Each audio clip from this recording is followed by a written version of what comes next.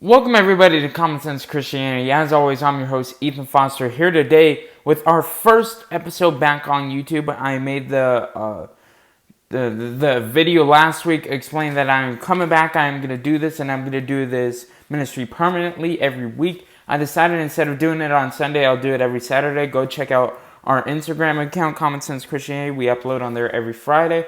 And also go check out our podcast. We upload on there every Sunday and Wednesday, and we have over 33 episodes on there with a bunch of amazing content. And today, back when I did the YouTube channel before, I used to get this objection all the time, God of the gaps, and I never really took it on. I never really answered it because I wasn't really sure how to. So I'm coming back with more information to where I can better answer you guys' objections. So I'm going to go in and try and answer it to the best of my ability. So this is one of the most common objections that I get from atheists when I state the reason why I believe in God. Basically, the atheist states that since scientists don't have an explanation, then Christians automatically assume there has to be a God. For example, I give examples of things in the universe that point to an intelligent creator.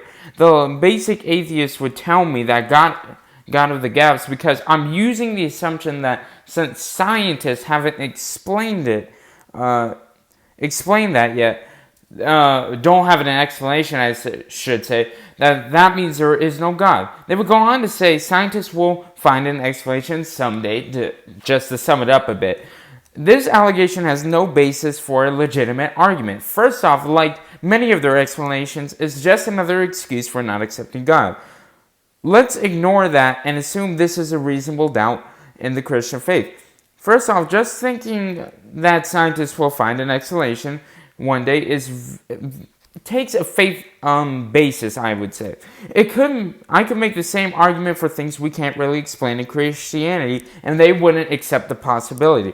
Many of my points, I believe, can't be explained by science alone. I made the point of discussing DNA in many of my previous videos and in my podcast. I say if there is a code, wouldn't you assume there's a coder? This is not God of the gaps. This is the God of logic.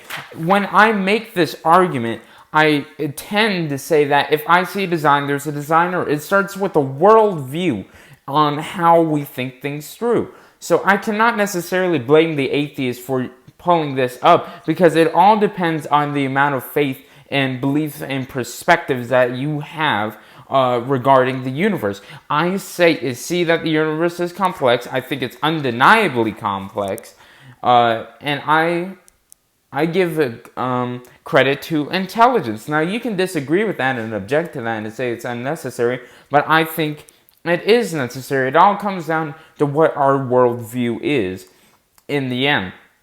Now, of course, you could say scientists will find a naturalistic explanation. I honestly think they will find some sort of naturalistic explanation for how things start. But there is always a process to it, and there is no reason why random, unguided processes cause for things to work like that. And a lot of times when I make this argument, people will point to evolution, of course, which, by the way, I've come around to accepting macroevolution in the past 2 years, which we will have a series on that later down the YouTube channel, so be excited for that.